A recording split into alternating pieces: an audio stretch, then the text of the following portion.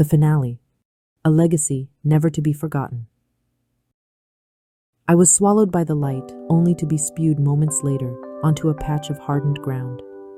The air was filled with the scent of sun-baked earth, yet, for being the floor of some grandiose heavenly estate inherited by those in the afterlife, it felt quite like the flagstones I had grown accustomed to in my past life.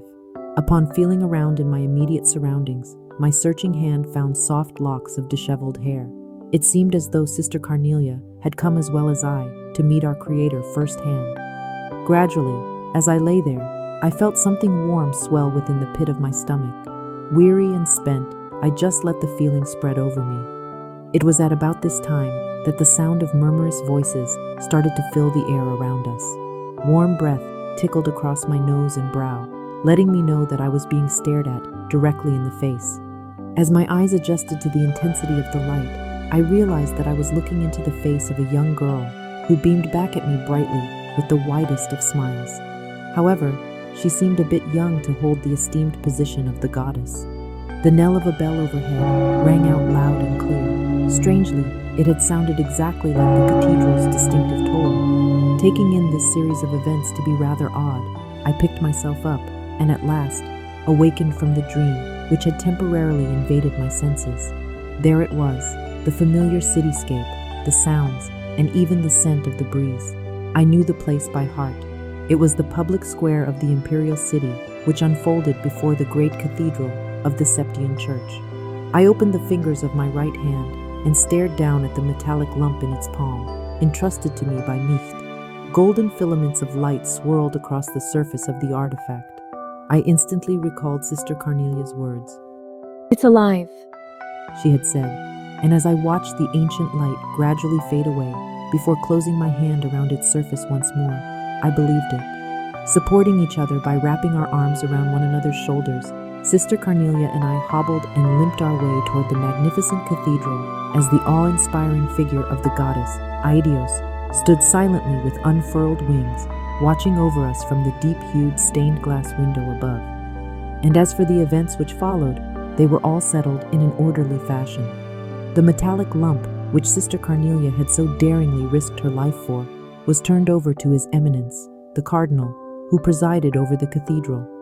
He disappeared with it through the thick open door of a sacred vault. The level of corruption, which had spread like a plague among members of the imperial court, influential aristocrats, and even commissioned officers in the imperial army, astonished even those mediators acting on behalf of the Bracer Guild. I stayed close by Sister Carnelia as she was laid out on a pew within the chapel of the cathedral. The real sisters of the church delicately pulled off her coat and cut open her vest, now stuck to her body with dried blood. Upon doing so, they found an ornate shirt of chainmail just beneath the layer of her clothing, which for some strange reason seemed to bewilder them all. The next day, a certain aristocrat, who had hired the Jaeger Corps to carry out his selfish bidding, agreed to relinquish the artifacts in his possession in return for keeping his estate. Hence, his collection of forbidden antiques were brought under the safekeeping of the Septian Church.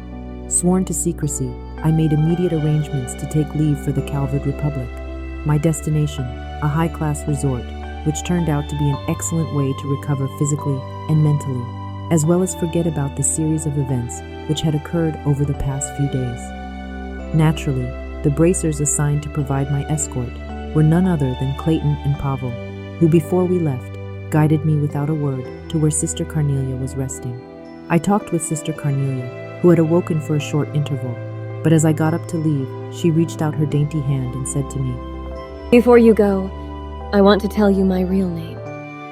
It's Ein Selnate." I took her unblemished hand in mine and gripped it firmly as I expressed my appreciation for what she had done. And today, now 3 years later, I stood staring at her name once again, but this time printed on a page of the Imperial Chronicle. Ein Selnate? Below those printed characters ran the few lines of an unembellished article. Yesterday, a corpse was discovered in an urban area of the capital just before dawn. The body was found to be covered with multiple stab wounds. The departed, in life, had been involved in charitable work and brought salvation to many afflicted souls in various regions throughout the land. As I read the last line, I envisioned the deceased figure of Sister Carnelia lying motionless upon a darkened street. Yet, despite the blood-stained face I envisioned in my mind, I saw her as she rested in peace, a gentle smile crossing her face, and vindicated of any transgressions in life. As I rolled up the copy of the magazine in hand, I brushed my hand lightly across the shining bracer emblem pinned on my chest. Almost 2 years had passed since I converted to my new line of work, which Sister Carnelia had so graciously recommended to me, and finally, I had even become used to using my real name. Toby, Came the whisper of Sister Carnelia as it resurrected in my ears.